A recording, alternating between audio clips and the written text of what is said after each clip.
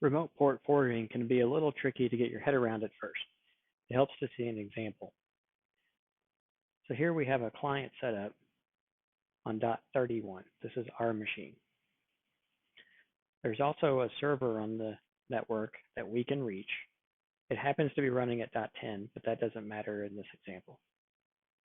And finally, we have a web server that's running at .33.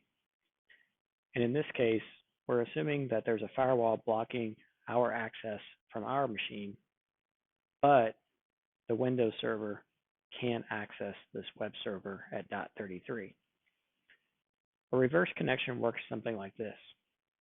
We're going to set up an SSH connection from the Windows server back to our client.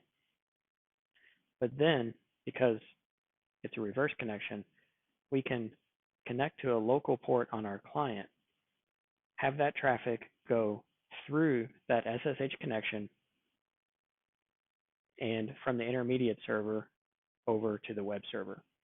So from the point of view of the intermediate server where the SSH connection was made from, the traffic is heading in reverse.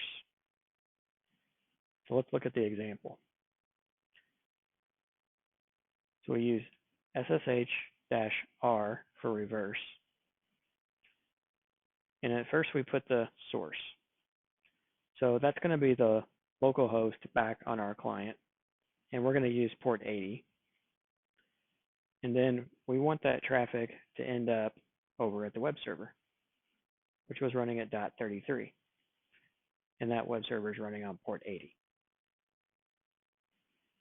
Then we need to make the SSH connection back to our client. And it's running at 31.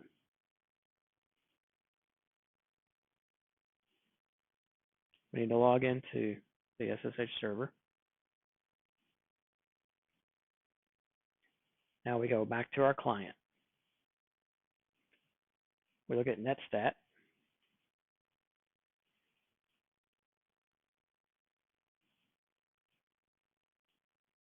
And we notice that we have a listener listening here on our local client on port 80, just as intended. So if we send traffic to this port, it'll go backwards through that SSH connection, pop out on the intermediate server, and then onto the web server. So we'll browse to that local port 80. We can see the web server responding, and then we can browse to the application that's running over there on that web server through this reverse connection.